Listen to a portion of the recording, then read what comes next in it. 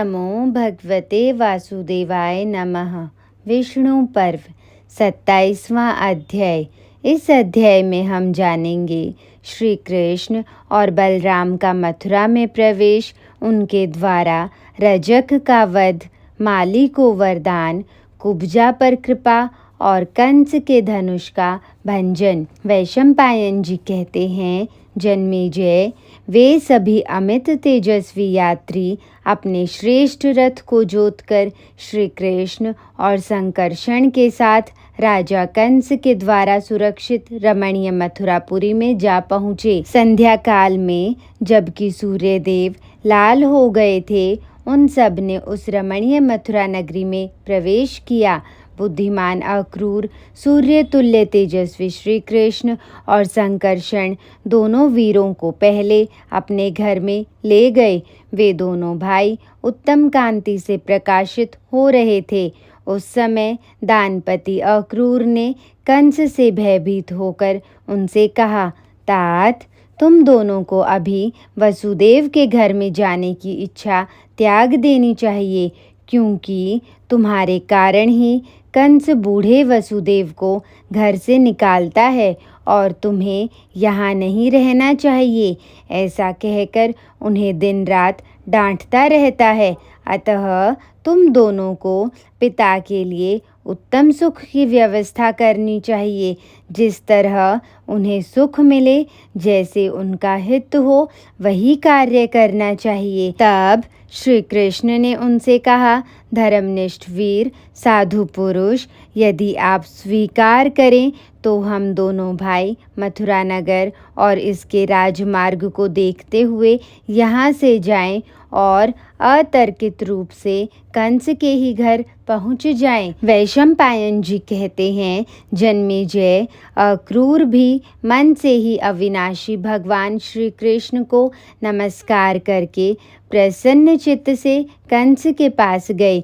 अक्रूर की आज्ञा लेकर वे दोनों वीर श्री कृष्ण और बलराम नगर देखने के लिए वहाँ से इस तरह प्रस्थित हुए मानो युद्ध की इच्छा रखने वाले दो गजराज आलान से छूट निकले हों। जिसमें हाथी बांधा जाता है, उस खंभे को आलान कहते हैं। उन दोनों ने रास्ते में एक रजक धोबी को देखा जो कपड़ों में रंग कर रहा था। उसे देखकर वे दोनों भाई उससे सुंदर वस्त्र मांगने लगे। रजक ने उन दोनों से कहा, अरे, तुम दोनों किसके और कहाँ के वनेचर हो, जो मूर्खतावश निर्भय होकर राजा के कपड़े मांग रहे हो? मैं तो विभिन्न देशों के बने हुए राजा कंस के सैकड़ों वस्त्रों को रंगता हूँ और उन वस्त्रों पर विशेषतः उनकी इच्छा के अनुसार रंग देता हूँ। तुम दोनों किसके बेटे हो? तुम तो वन में पैदा हुए और वन्य पशुओं के साथ ही बढ़े हो। आज इन बहुत से रंगीन कपड़ों को देखकर तुम्हारे मन में इनके प्रति लोभ उत्पन्न हो गया है। अहो, यह बड़े आश्चर्य की बात है। जान पड़ता है तुमने अपने जीवन का मोह त्याग दिया है, तभी तो यहाँ आ गए। तुम दोनों मूर्ख हो, तुम्हारी बुद्धि गवारों जैसी है, इसीलिए तो राजा के कपड़े मांगने की इच्छा करते हो। यह सुनकर श्री कृष्ण उस मंदबुद्धि, अरिष्टग्रस्त मूर्ख तथा जहरीली बात बोलने वाले रजक पर कुपित हो उठे। उन्होंने उसके माथे पर एक तमाचा जड़ दिया। वह तमाचा क्या था? वज्र था। उसके लगते ही रजक का मस्तक फट गया और वह प्राणहीन होकर पृथ्वी पर गिर पड़ा। उसे मारा गया देख उसकी स्त्रियां चीखने चिल्लाने लगी। वे बाल खोले विलाप करती हुई तुरंत राजा कंस के दरबार में गई। इधर वे दोनों भाई सुंदर वस्त्र धारण करके फूलों की माला लेने के लिए उस गली में गए जहाँ मालाएं बिकती थी। वे ऐसे लगते थे मानो दो गजराज उन फूलों की सुगंध पाकर वहाँ जा पहुँचे हों। उस गली में गुणक नाम से प्रसिद्ध एक माली था जो माला बेचकर ही जीविका चलाता था। उसकी बातें बड़ी प्रिय लगती थी। उसकी दुकान में बहुत सी मालाएं सजाकर रखी गई थी। वह धनवान होने के साथ ही देखने में सुंदर भी था। उस समय श्री कृष्ण ने माला के लिए ही मुख से निकली हुई अपनी मधुर वाणी द्वारा उस निर्भय मालाकार से कहा, हम दोनों के लिए मालाएं दे दो। माला से ही जीवन निर्वाह करने वाले उस माली ने प्रसन्न होकर उन दोनों भाइयों को बहुत सी मालाएं अर्पित की। वे दोनों देखने में बड़े प्रिय लगते थे। माली ने उनसे कहा, यह सब आपकी ही संपत्ति है। उसकी बात सुनकर श्री कृष्ण बड़े प्रसन्न हुए। उन्होंने संतुष्ट चित्त से गुणक को यह वर दिया, सौम्य, मेरी प्रसन्नता से प्रकट होने वाली लक्ष्मी तुम्हें धन राशि से संपन्न कर देगी। माली उस वर को पाकर शांत भाव से नतमस्तक हो गया। उसने श्री कृष्ण के चरणों में मस्तक रख दिया और उस वर को सादर शिरोधार्य किया। उस समय माली ने यही समझा कि ये दोनों यक्ष हैं। उसने कंस से अत्यंत भयभीत होकर उन्हें कुछ उत्तर नहीं दिया।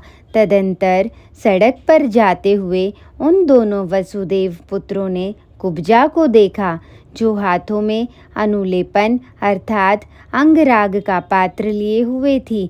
उसे देखकर श्री कृष्ण ने कहा, कमल नयने कुब्जे, तुम यह किसके लिए अनुलेपन लिए जा रही हो? शीघ्र बताओ। यह सुनकर कुब्जा मुस्कुराती हुई उनके सामने हो गई।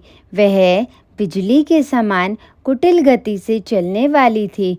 उसने कमल नयन श्री कृष्ण से मेघ के समान गंभीर वाणी में कहा, कमल नयन मनोहर मुख वाले वीर, मैं तो राजा के स्नान गृह को जा रही हूँ। तुम्हें अंगराज चाहिए तो ले लो। तुम्हें देखते ही मैं विस्मय से विमुग्ध हो उठी हूँ। तुम्हें जैसा अंगराज चाहिए वही ग्रहण करो। मैं तुम्हारे लिए ठहर गई हूँ। तुम्हारा कल्याण हो। आओ मेरे घर। तुम मेरे हृदय वल्लभ हो। सौम्य, तुम कहाँ से आते हो कि मुझे नहीं जानते? मैं तो महाराज कंस की प्यारी दासी हूँ। उन्होंने मुझे अंगराग के ही कार्य में लगा रखा है। वहाँ खड़ी होकर हंसती हुई कुब्जा से श्री कृष्ण ने कहा, सुमुखी, तुम हम दोनों भाइयों के शरीर के अनुरूप अंगराग दे दो। हम पहलवान हैं और इस देश में अतिथि के रूप में आए हैं। इस राज्य में जो अत्यंत समृद्धिशाली विशाल दिव्य धनुष है, उसे ही देखने के लिए हम लोगों का यहाँ आना हुआ है। तब कुब्जा ने श्री कृष्ण से कहा, मेरी दृष्टि में तुम परम प्रिय हो, अतः शांत भाव से यह राजोचित अंगराग ग्रहण करो। अंगों में अंगराग लग जाने पर मनोहर शरीर वाले वे दोनों भाई बड़ी शोभा पाने लगे। उस समय वे ऐसे प्रतीत होते थे जैसे दो सांड यमुना जी के जल में गोता लगाकर सारे अंगों में कीचड़ लपेटे आ रहे हों। तदंतर लीला विधि को जानने वाले श्री कृष्ण ने अपने हाथ की 2 अंगुलियों से कुब्जा के कुबड़ के मध्य भाग में धीरे से दबाया। इससे कुबड़ सीधा हो गया। मेरा कुबड़ बैठ गया। ऐसा जानकर सुंदर एवं उन्नत अंग वाली कुब्जा पवित्र मुस्कान से सुशोभित हो हंसने लगी। उसके स्तन प्रांत उभर कर ऊंचे हो गए और वह सीधी लकड़ी पर चढ़ी हुई लता के समान शोभा पाने लगी। फिर तो मतवाली सी होकर वह श्री कृष्ण से प्रेम पूर्वक बोली, प्रियतम, अब तुम कहाँ जाओगे? मैंने तुम्हें रोक लिया। यहीं रहो और मुझे अंगीकार करो। यह सुनकर उन्हें हंसी आ गई।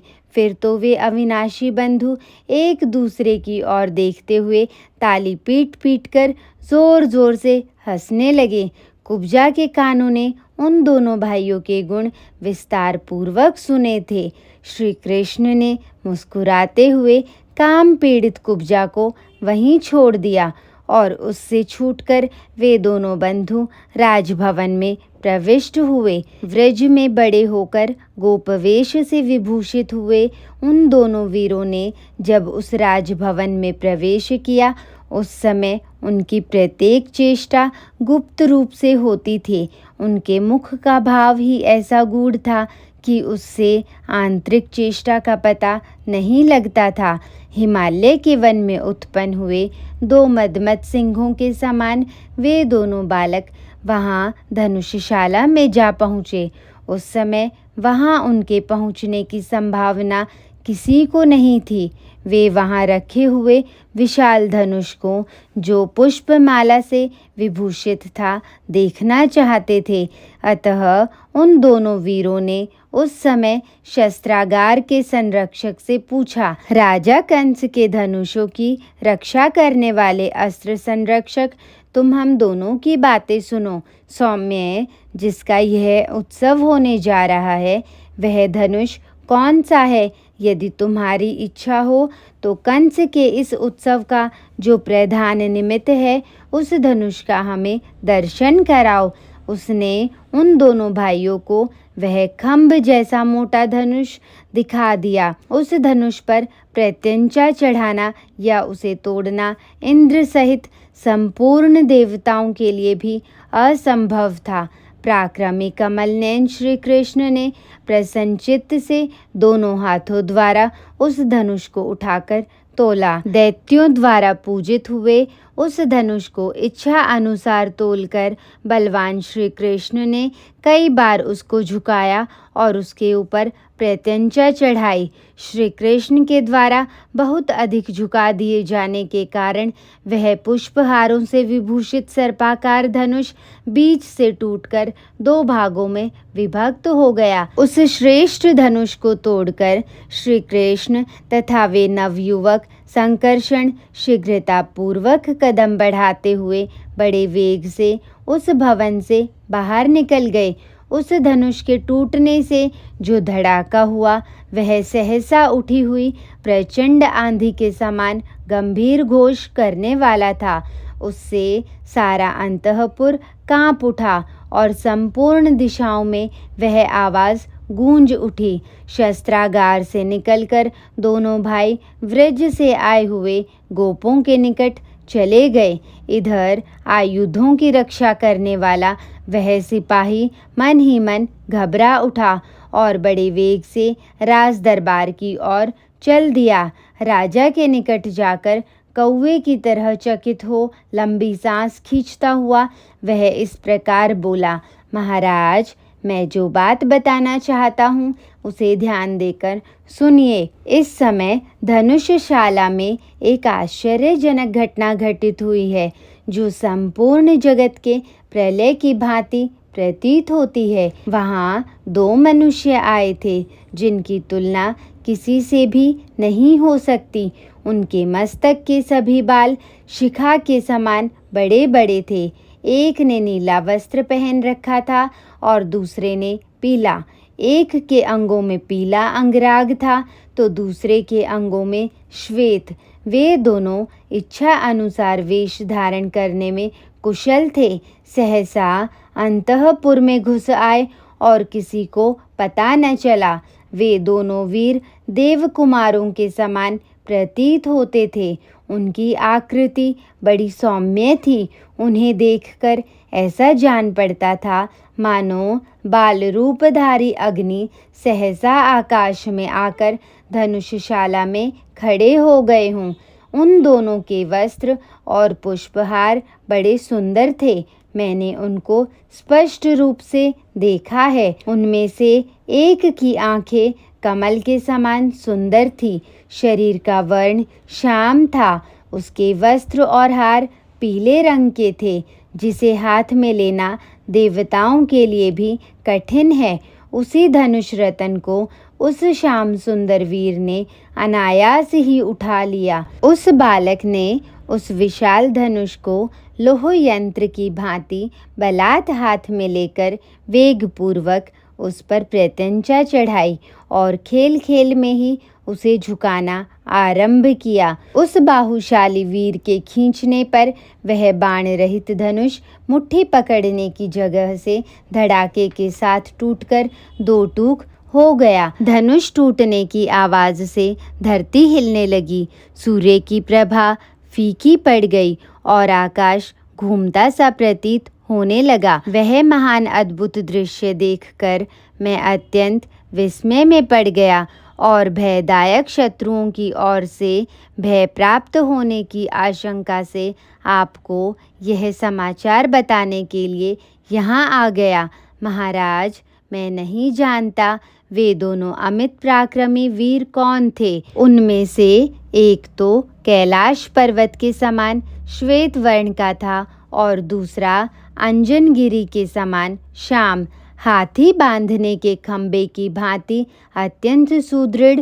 उस धनुष रतन को तोड़कर वह अमित पराक्रमी वीर अपने सहायक के साथ ही वायु के समान तीव्र गति का आश्रय ले वहां से निकल गया।